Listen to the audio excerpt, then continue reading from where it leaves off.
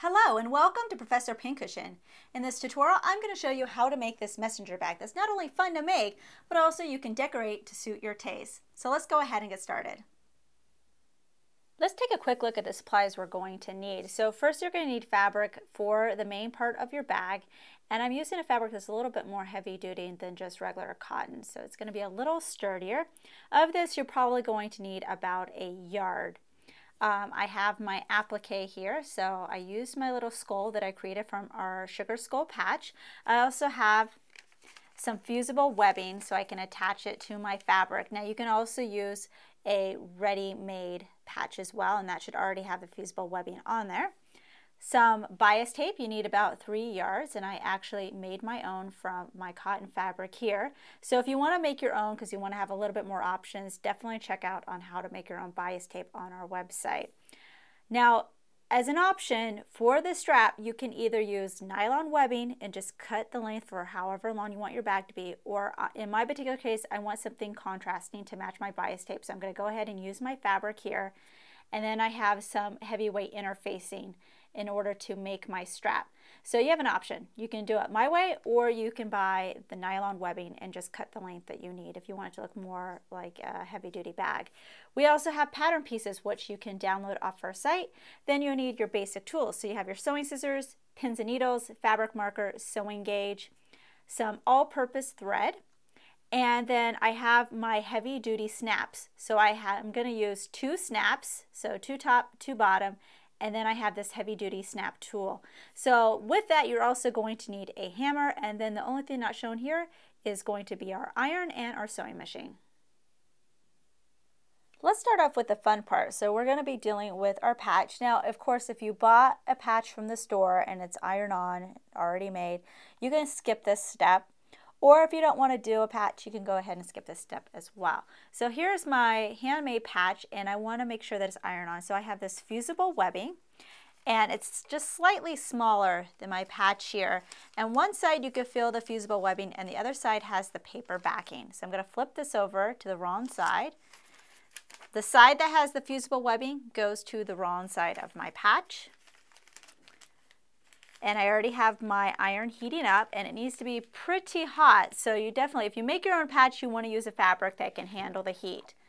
So then I'm just going to place it here for a few seconds. Then I'm going to shift it over to the next section, a few more seconds, and then do the last part.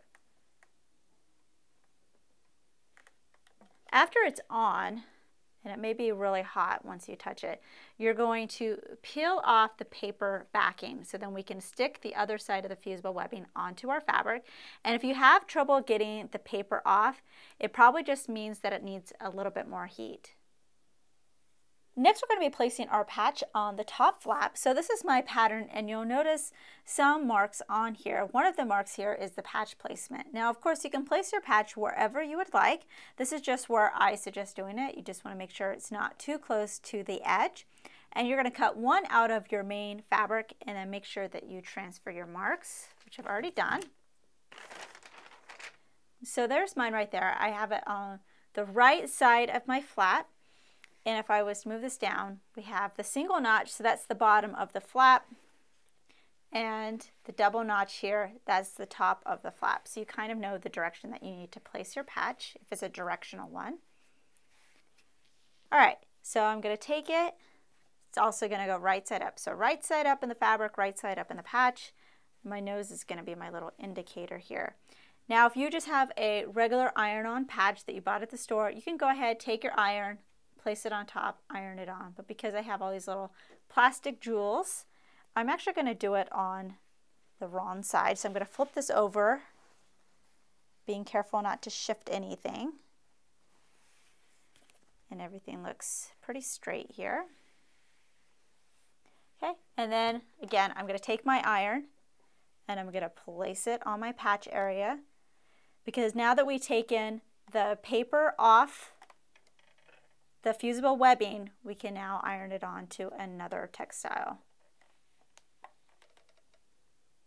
Next, I'm going to do a satin stitch around the perimeter of my patch. You don't have to do this. This is optional. I just like the way that it looks. So I'm using a black contrasting thread here.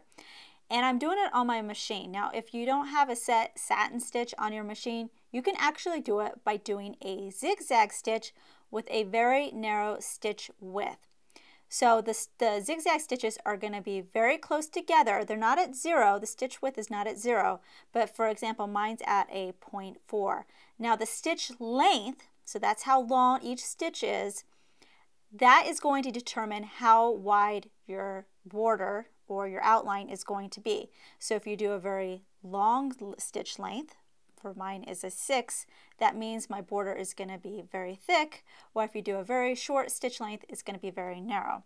So I would definitely experiment on a scrap of paper before you do this, just so you can get used to what it's going to look like and how it's going to work. So I'm going to go ahead and start this, and I would definitely take it slow, especially if you're doing something that has a slight curve to it, because you just want to get used to it and just take your time in doing it. Don't push it too fast or you'll end up with some areas that look very sparse with the stitches. And if that happens, you can always go back and do them over again. Let's go ahead and start putting in our heavy duty snaps at the bottom of the top flap. So this is going to be the side where we have the single notch, and you'll see we'll have 2 marks here for a snap, which I transfer to my fabric. You can see 1 mark right here. You can see I already put in a snap over on this side. So the first step you're going to do is you're just going to cut a little bit of a slit with your scissors. You can see a little bit of a hole there. So usually I just pinch the area where my mark is, and then I just use my scissors and cut right on that fold line just to create a little bit of a slit. There are 4 parts to the heavy duty snap. So you have these 2 parts where you'll see the little nub comes out from the middle. One is the finished side, so that's going to be the top of the snap. And then the other one doesn't have a finished side, so this is the bottom of the snap. Then you have the 2 inside pieces that get paired with the top and the bottom. So if we look at this one kind of looks like, if I flip it this side, it kind of looks like a layered cake. This one fits over this one. Actually, turn it around. So the open side is going to be up. So that's what it's going to look like. So there's the pair that goes with the top of the snap. The other one, it's flat on the bottom and then it comes up, so that's going to go with the bottom snap, and you just slip it over there just like that. So for the top flap, which we're going to be working on right now, we only need the top part of the snaps. We'll do the bottom at another part. So move that one out of the way. And I'm looking at the flap wrong side up. So we're looking at the wrong side right now. I'm going to take the finished part of the top of the snap here, and I'm going to lay it just like this on the table, but I'm going to slide it so it's right underneath my hole here, and slip the hole so it goes right over the little nubby part. So there you see it sticking out. Then I'm going to take this inside part that goes with it. I'm going to slip it right over there so it's open on top. Now we're going to use our heavy duty snap tool to help us put it on. So you have this, which fits on the bottom of the snap. So it kind of protects your table. So it's going to be between your table and your snap. You'll see one side has a large opening and then the other side kind of just has some grooves. The one that has the larger opening, that's the side that's going to be face up. So again, face up, place it underneath my snap. So now it's, you can't see it, but if I was to lift this, there it is like that. And there you can see the top of my snap right in there. Then we have this other part of the tool, which is a long cylinder, and you'll see it has the little nub on the bottom, and that's going to go right in the center.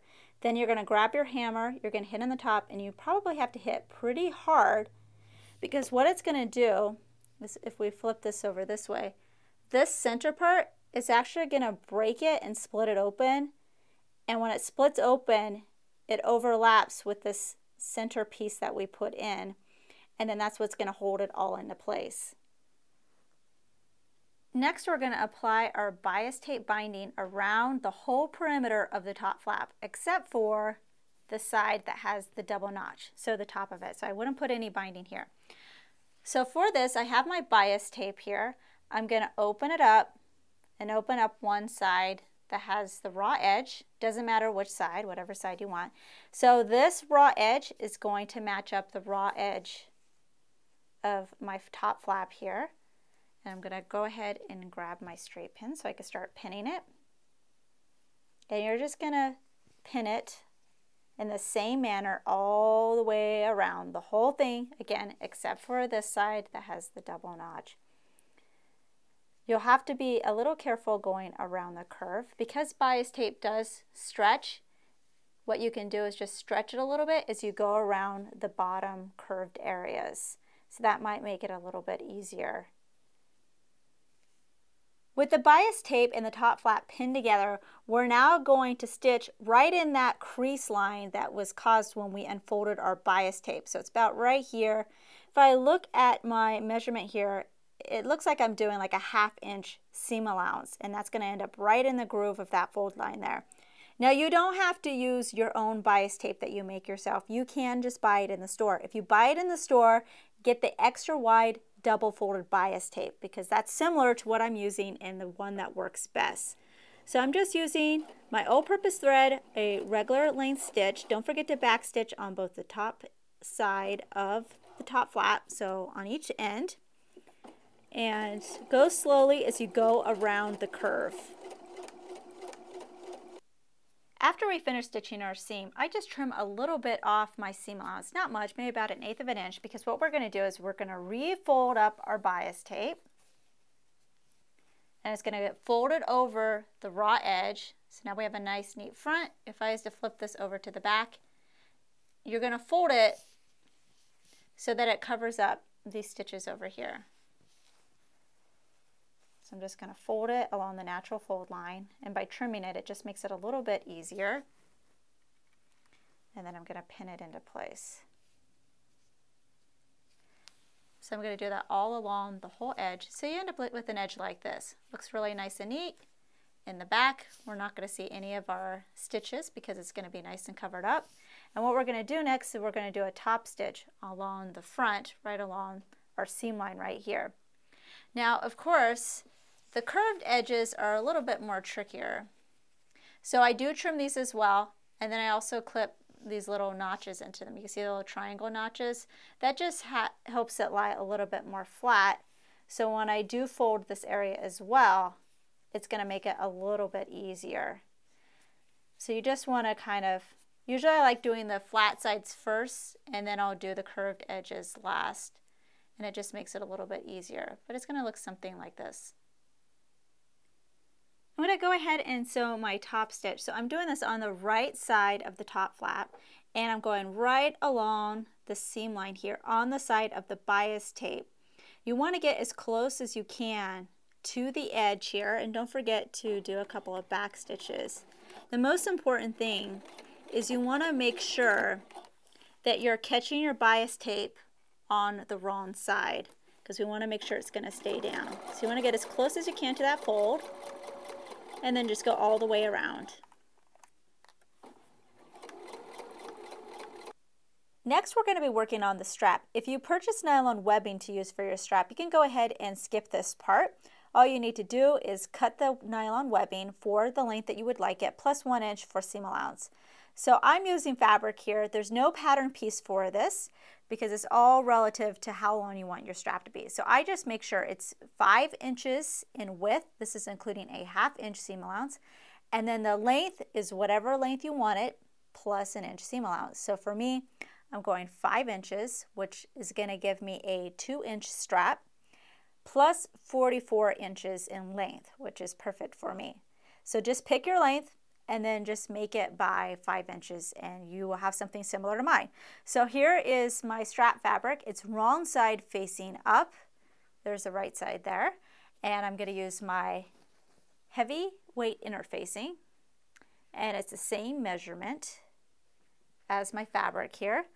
And I make sure that I place it with the bubble side. You can actually feel the texture. That side goes down to the wrong side of fabric, and then up here it's nice and smooth.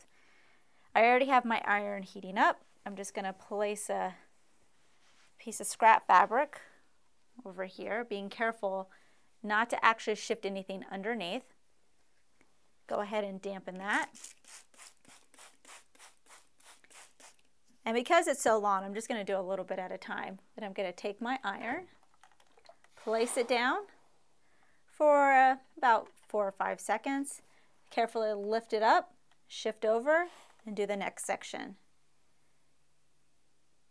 Then carefully lift it up, move it over, and do the next section. And I'm going to do that the whole length of the way, so I cover my fusible interfacing the whole length of my strap. Have your strap right side out, and then on the long side you're going to bring the long edges together. So you're going to match the raw edges here. And then you're going to pin, and we're going to stitch a 1/2 inch seam allowance all along this one edge. When you do your seam allowance, which in this case is a 1/2 inch, go ahead and make sure that you back stitch on both ends so our stitches don't come out. And I'm just using a regular length stitch.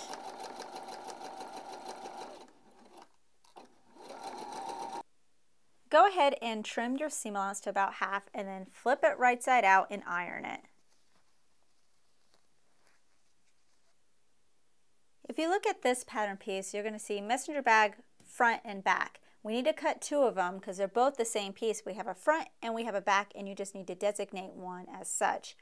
Because we have different marks on here, and some marks are for the front bag and some are for the back of the bag.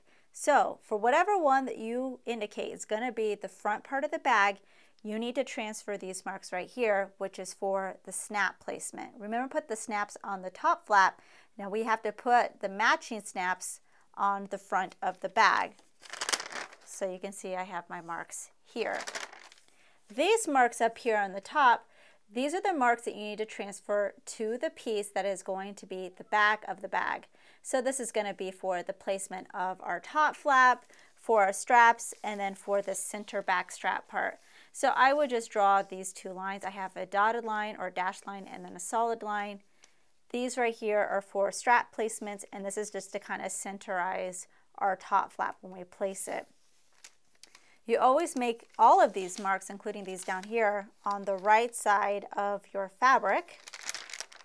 And here you can see on my back one, I went ahead and transferred those lines. Before we can attach all our bag pieces together, we need to make sure that we finish the top of both the front and back messenger bag pieces. So this is the side that has the double notch. You don't have to do this with the top flap. For now, just do the front and back. We're looking at the wrong side of the bag, so this is the side that does not have our marks on it. You're going to turn over to the wrong side, 1/2 inch. You're going to pin this all into place, and then I would press it. Let me just do one more here. After this is all pinned and you press it, what you're going to do is you're going to come back, and I'm just going to turn under just a little bit, maybe about 1/8 of an inch. So we're going to pretend like this is pressed. You're going to turn this under a little bit, about 1/8 to 1/4 of an inch. You're going to repin it, and you're going to press it because we're going to stitch this all into place down here at this bottom folded edge. We have another piece called the messenger bag side piece, and you should have cut one out of your fabric on the fold. We have one side that says cut on fold.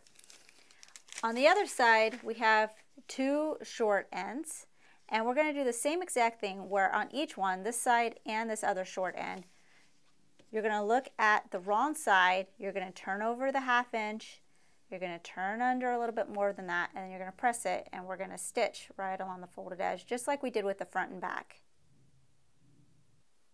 So now I'm stitching down my folded edge, and you can see I'm sewing right along that bottom folded edge there. And it's going to give it a really nice finished look. I'm just doing a regular length stitch and using matching all-purpose thread. Don't forget to backstitch. Take your back piece and lay it right side up. So if I was to flip this over to the wrong side, you're going to see the folded edge that we just stitched, and we have our 2 sets of lines here. We're going to bring in our top flap, and this is also right side up. and you have your double notch here, it needs to line up with my double notch on my line. And this raw edge here is lining up with this top line here. We're just using this double notch to make sure that we are in the center of our back piece. And I'm going to go ahead and pin it into place to hold everything as it should be. And then I'm going to grab my strap, because we're also going to pin that. Okay, so here's my strap. So one end, we have these marks that look like little crosses. So the center of the strap should line up with the center of the cross, but you're doing it over the top flap here. And again, the raw edge is lining up with the raw edge of the top flap and the line. So I'm just going to pin that into place, and then I'm going to do the same thing on the other side. You just have to make sure that you don't twist your strap, that it's nice and straight when you pin it into place. Otherwise you're going to drive yourself nuts when you're wearing it. Okay, so I'm just going to straighten this out, make sure it's not twisted. Then I'm going to look for my cross on the other side and do the same thing. So the center of the strap goes in the center of that mark. Looks pretty good. Then I'm going to pin that into place. Then you're going to take it to your machine and do a basting stitch just right along. I mean, you don't have to do it any specific distance, but maybe just about a ½ inch in. You're just going to do a basting stitch across. So then these will be temporarily attached to the back piece. For the basting stitch, you're just going to do the largest stitch on your machine, so the largest stitch length.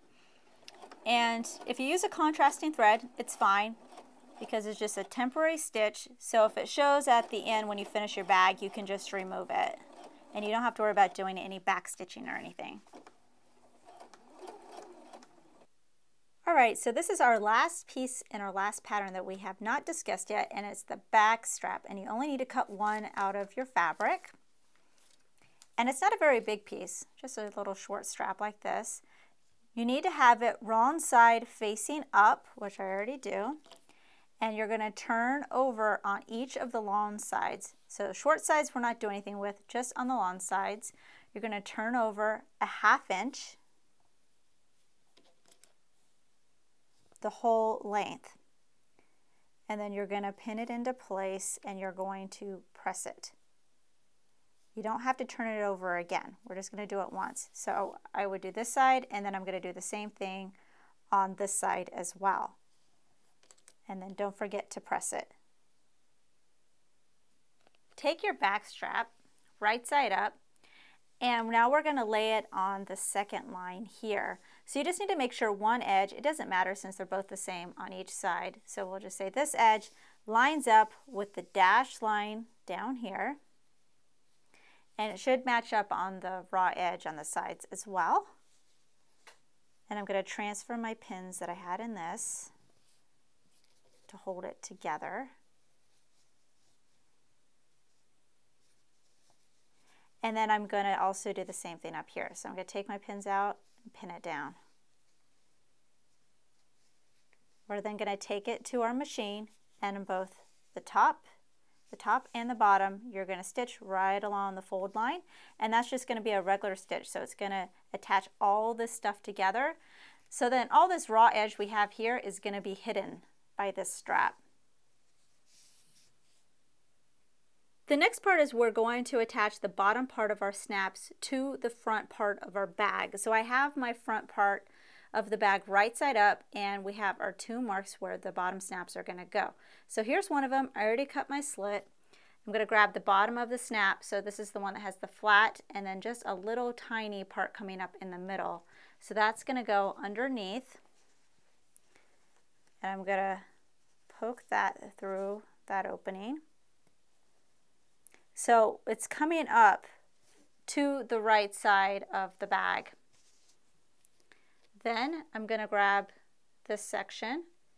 This is going to fit right over that bottom part of the snap. We have this part again. This time though, we're going to use the part that has the small circle in the middle and it kind of looks like a donut. And that's going to go underneath. So the bottom part of the snap fits right in there. And then again, we're going to use the tool. It's going to go in the middle and then you're going to use your hammer to smash it down. All right, so now we're at the point that we can start putting our bag together. So I have the front of the bag right side up. You can see the two snaps that I just put on in the last part of it.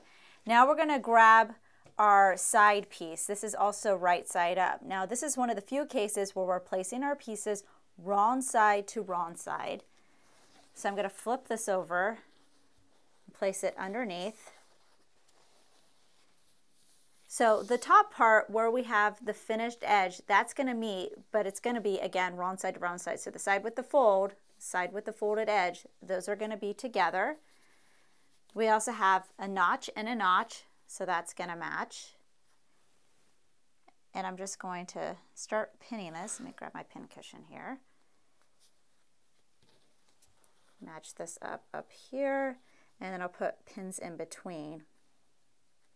So this side panel is going to make our bag a little bit bigger, so it's not just flat. It'll give it a little bit more depth.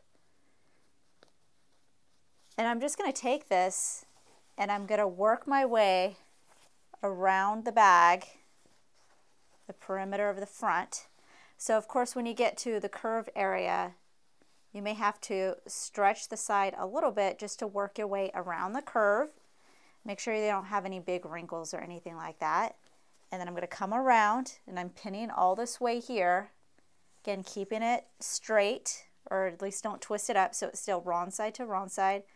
I'm going to work my way around the curve again. I'm going to come back up. And then this is going to meet up here. And then we also have another notch over here that we're going to match up with our side panel. Once this is pinned all the way around, you're then going to take it to your machine and you can go ahead and baste it. So again, that's the largest stitch on your machine. You don't have to worry about any back stitching. And I would just do it at the 1/2 inch mark. Now that our front and side piece is attached, we're now going to take our back piece and we're going to attach it to the side as well. So here's my back of the bag and it's wrong side facing up. This is the piece that we just stitched. And you can see here they are. Here's the side, here's the front, the wrong side together. I'm going to take the other side of this side piece and I'm going to lay it on the back. Again, it's going wrong side to wrong side. And I'm going to match up the top of the bag. Just make sure that you keep this top flap and the strap out of the way. So I'm going to start here, I'm going to pin, I'm going to make sure that my notches match up here. And again, I'm just taking the side piece, so you're keeping this front piece out of the way because it's kind of like a sandwich where you have the front, the side, and then the back. Again, I'm going around the curve, and I know the curve can be a little tricky to sew without getting any wrinkles, so you're just going to have to take it slow and just keep adjusting your fabric to make sure that you're not getting a huge wrinkle in there. So then I would go around. Once this is all pinned, you're going to baste it just like you did the front. Going around this curve and then back up to the top here. So side piece only, attaching it at the top. Now if you're wondering why am I having all these raw edges on the outside, don't worry, we're going to take our bias tape next and we're going to cover them just like we did with the top flap here. So for now, pin the side to the back and go ahead and baste at the 1/2 inch seam allowance. One of the last things we need to do is we need to take all our raw edges here that are seams and we need to enclose them in our double folded bias tape, and it's a similar process to what we did up here with the top flap. So you're going to unfold it, you're going to place the raw edge against the raw edge of each of your seams. So I'm going to do one foul swoop of the front with the side, and then I'm going to flip it over and do the back with the side here. So you're going to do this twice, for the front and then for the back. Now the one thing that is different is we don't just want to have a raw edge bias tape up here at the top. So when I unfold this, I'm going to take this end and I'm going to turn it over about 1/4 inch, just like that. And then I'm going to pin it into place.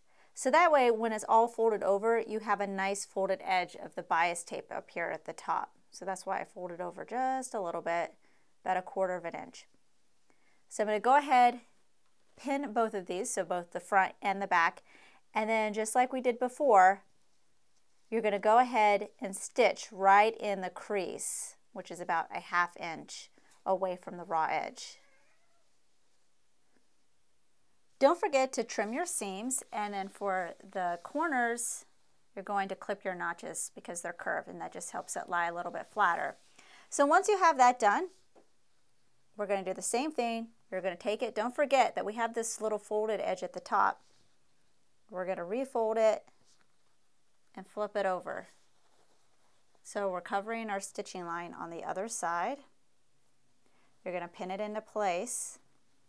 And so you're going to have this nice finished look, and it covers all our raw edges here. So that's all going to be enclosed.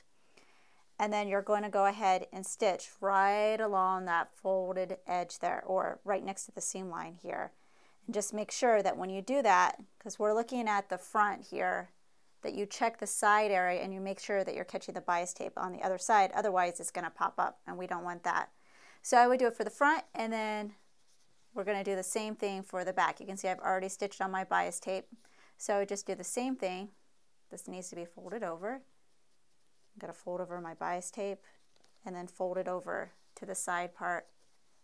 So we'll also get the finished edge on the back as well. All right, the very last step we need to do is we need to slip stitch the ends of the bias tape together. So this is the top of the bag, and this is where we folded over the edges, so it'd have a nice folded edge. But you can kind of still see, you can see my gray fabric underneath. So all we're going to do is we're just going to stitch the tops together, so then you're not going to really see that as much. Now I'm using a hand needle and thread, and I'm using a contrasting thread, but definitely use a matching thread so it'll look a lot nicer. So I have a knot on one end. I'm just going to come up on one side. So you can see I'm coming up on that side over there. And I started on the inside of my bias tape, so then my knot is going to be tucked on the inside there. And of course you can see it because it's orange, so it's showing up really well. So now I'm on this side, so now I'm going to grab a little bit on the other side of my bias tape. And I'm just going to grab a little bit of fabric right on the fold line of the bias tape here at the top. And I'm going to pull it, and you want to pull it pretty tight, and you'll see you'll start bringing these two sides together. See how that's coming together? Now with one stitch is not really going to help, so I'm just going to keep going. So now I'm going to grab the other side right on that fold line until I get to this end over here. So grab a little bit on that other side, pull it, and now I'm going to grab a little bit over on this side as well. And then once I get to the very end, I can go ahead and tie a knot. After you finish your slip stitch, go ahead and take a look over your bag to remove any basting stitches or fabric markers that you see. And with that, you have a brand new messenger bag. New tutorials are released weekly, so please subscribe to be notified of the next release. Make sure to check out our other videos and visit ProfessorPincushion.com to view our complete library with well over 200 sewing video tutorials, including our exclusive premium content. Our premium membership is only $5 a month for unlimited access and only available at ProfessorPincushion.com. Also, don't forget to download our mobile app for videos on the go. Thanks for watching.